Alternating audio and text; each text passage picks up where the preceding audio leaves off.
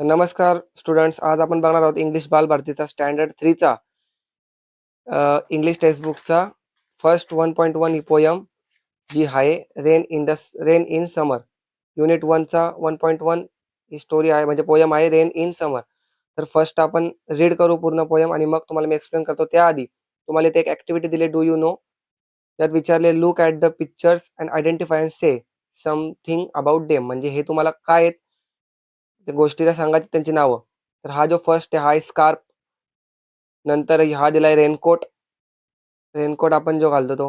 आणि कॅप, टोपी, सनग्लासेस दिले. ही आहे छत्री, अम्ब्रेला. हा आहे बूट आणि बूट्स. आणि हा आहे स्वेटर. तर मी लिहिलेले आहेत, तुम्हीही लिहू शकता बघून इथून. चला आता पहिले पोयम वाचतो मी, नंतर तुम्हाला ती एक्सप्लेन करतो वर्ड बाय वर्ड. पहिले, how beautiful is the rain after the dust and heat in the narrow lane. How beautiful is the rain. How it clatters along the roofs like the tramp of hoops. How it gushes and struggles out from the throat of the overflowing spout. Across the window pane it pours and pours, and swift and wide, with a muddy tide. Like a river down the gutters roars, the rain, the welcome rain. आणि ही जी 1.1 rain in the समर आहे, ही explain करतो आता मी तुम्हाला. ही लिहिली आहे, याचे writer आहेत Henry वॅड्सवर्थ Longfellow. तर हे याचे रायटर आहेत पोयमचे. तर चला मी तुम्हाला एक्सप्लेन करतो आता पटापट. तर पहिले तर, how beautiful is the rain after the dust and heat. म्हणजेच how beautiful is the rain म्हणजे हा रेन किती ब्युटिफुल आहे. After the dust and heat म्हणजे डस्ट म्हणजे धूळ आणि हीट म्हणजे गरमी.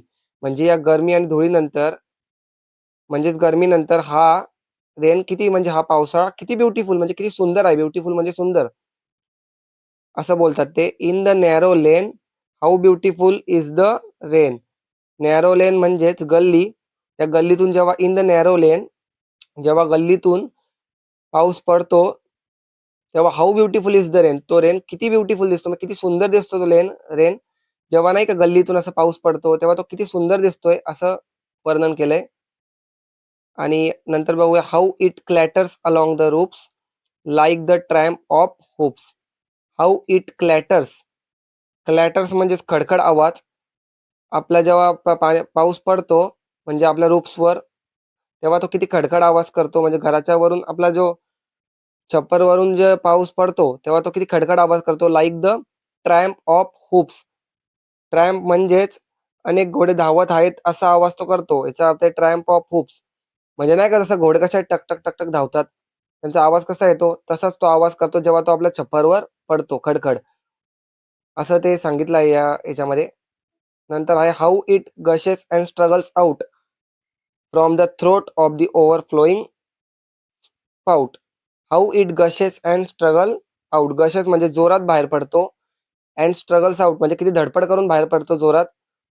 From the throat of the overflowing sprout. From the throat म्हणजे तसा घसा अर्थ होतो, पण ओव्हरफ्लोईंग म्हणजे ओव्हरफ्लोईंग स्पाउट. स्पाउट म्हणजे इथं पाण्याची नळी आपण बोलू शकतो, म्हणजे पाईप. इथं तसा थ्रोटचा अर्थ घसा होतो. म्हणजे how it gushes and struggles out, किती धडपड करून जोराने बाहेर पडतो. From the throat. थ्रोट म्हणजे इथं घसा अर्थ होतो, पण ऑफ दी ओव्हरफ्लोईंग स्पाउट म्हणजेच त्या पाण्याची नळी असते बघा, पाईप, त्याच्यातनं किती जोरात तो बाहेर पडतो. पाण्याची नळी त्यातनं तो खूप जोरात बाहेर पडतो असं इथं सांगितलं आहे. Across the window pane it pours and pours. Across the window pane म्हणजे अक्रॉस म्हणजे पलीकडे, द विंडो पेन खिडकीच्या काचेच्या पलीकडे. इट पाऊर्स अँड पाऊस म्हणजे जोरात पडतो, खूप जोरात पडतो तो पाऊस. आणि नंतर बोललंय and swift and wide with a muddy tide. And swift a wide. आता याचा अर्थ असा, स्विफ्ट म्हणजे जोरात आणि वाईड म्हणजेच लांब लांब पर्यंत, म्हणजे जोर जोरात आणि लांब लांब पर्यंत तो पडतो. With a muddy tied. मडी टाईड म्हणजे चिखला सकट. चिखलाला घेऊन, आता पाऊस पडला कसा चिखल बिक्कल होतं सगळीकडे, तर चिखला सकट तो काय होतो, पडतो जोर जोरात. नंतर बोललंय like a river down the gutter roads. म्हणजे जेव्हा पाऊस पडतो गटारमध्ये तेव्हा गटारापासून तो पाणी वाहतो तेव्हा तो असा आवाज करतो. रोड्स म्हणजे आवाज करतो. जसं की नदी, नदीमध्ये कसा आवाज येतो तसा तो आवाज करतो. आणि नंतर बोलले the rain, the welcome rain. पावसाळा, पावसाळ्याचं स्वागत आहे. तर ही होती ती कविता. जर तुम्हाला ही होती ती पोएम तुम्हाला जर आवडली असेल, मी एक्सप्लेन केलेलं समजलं असेल तर आपल्या चॅनलला सबस्क्राईब करा. असेच अजून नेक्स्ट व्हिडिओ येणार आहेत. भेटूया नेक्स्ट व्हिडिओमध्ये. तोपर्यंत धन्यवाद.